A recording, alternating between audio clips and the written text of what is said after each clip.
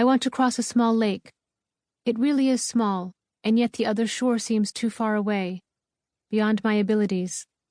I'm aware that the lake is very deep in the middle, and even though I know how to swim, I'm afraid of being alone in the water, without any support. The lake I'm talking about is in a secluded, isolated place. To get there you have to walk a short distance, through a silent wood. On the other side you can see a cottage, the only house on the shore. The lake was formed just after the last ice age, millennia ago.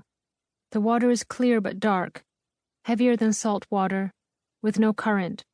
Once you're in, a few yards from the shore, you can no longer see the bottom.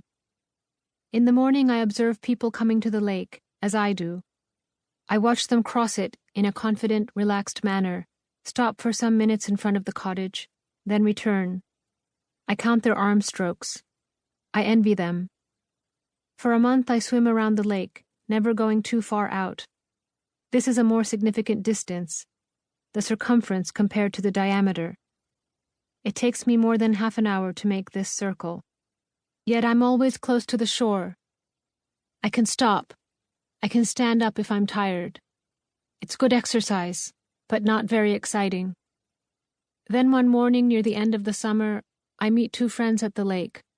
I've decided to make the crossing with them, to finally get to the cottage on the other side. I'm tired of just going along the edge. I count the strokes.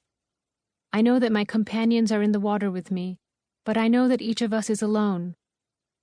After about 150 strokes, I'm in the middle, the deepest part. I keep going. After 100 more, I see the bottom again. I arrive on the other side.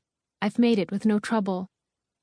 I see the cottage, until now distant, just steps from me. I see the small, faraway silhouettes of my husband, my children.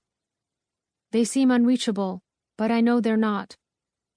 After a crossing, the known shore becomes the opposite side. Here becomes there. Charged with energy, I cross the lake again.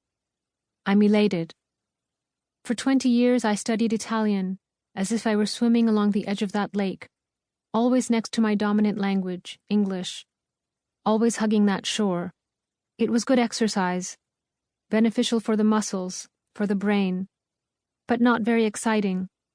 If you study a foreign language that way, you won't drown. The other language is always there to support you, to save you. But you can't float without the possibility of drowning, of sinking. To know a new language, to immerse yourself, you have to leave the shore, without a life vest, without depending on solid ground. A few weeks after crossing the small hidden lake, I make a second crossing, much longer, but not at all difficult. It will be the first true departure of my life. On a ship this time, I cross the Atlantic Ocean, to live in Italy.